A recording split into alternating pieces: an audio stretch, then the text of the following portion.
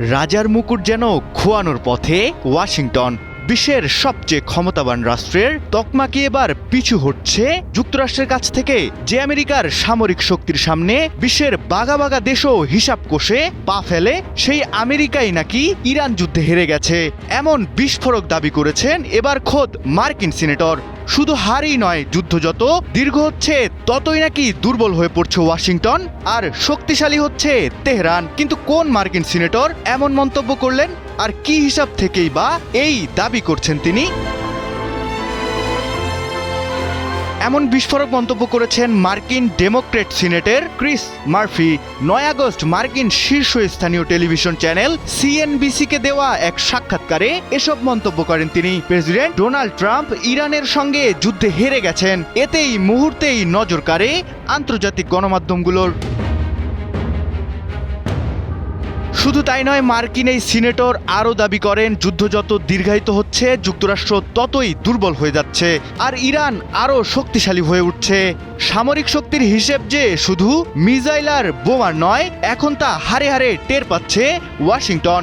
আর যুদ্ধের সময় যতই গড়াচ্ছে ততই অর্থনৈতিক ও কৌশলগত চাপেও নাকি যুক্তরাষ্ট্রের উপর আরও বেশি বাড়ছে। এমন অবস্থায় নিত্যপণ্যের দামও ক্রমাগত বাড়তে থাকায় যুক্তরাষ্ট্রের সাধারণ মানুষ চরম ভোগান্তির শিকার হচ্ছে।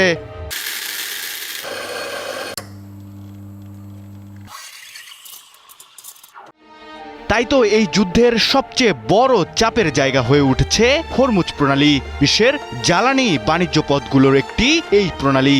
দীর্ঘ সময় এই প্রণালী অচল থাকলে তার প্রভাব যে শুধু মধ্যপ্রাচ্যে নয়, সারা বিশ্ববাজারে পড়বে। এজন্যই সিনেটের ক্রিস মার্ফি বলেছেন যুদ্ধ বন্ধ করা এবং হরমুজ প্রণালী পুনরায় খুলে দেওয়ার জন্য প্রয়োজন হলে তিনি একটি খারাপ চুক্তিকেও সমর্থন করবেন। তবে মার্কিন সিনেটরের এমন মন্তব্যে এটা স্পষ্ট যে আলোচনা যত দেরি হচ্ছে, হরমুজ প্রণালী পুনরায় চালু করার মূল্য যেন ততই বাড়ছে। আর ওয়াশিংটনের জন্য এখন প্রশ্ন শুধু যুদ্ধে জেতা নয়, যুদ্ধ থামিয়ে কিভাবে পরিস্থিতি সামলানো যায় সেটিই এখন বড় চ্যালেঞ্জ। আর এটাও ঠিক, ক্রিস মার্ফির বক্তব্য তার ব্যক্তিগত হতে পারে। মার্কিন সামরিক বাহিনীর পক্ষ থেকে তো এ বিষয়ে আনুষ্ঠানিক কোনো স্বীকারোক্তি দেওয়া হয়নি। ফলে ট্রাম্প যুদ্ধে হেরে গেছেন এমন মন্তব্য আপাতত একজন মার্কিন সিনেটরের বিস্ফোরক দাবি হিসেবেই ধরা হচ্ছে।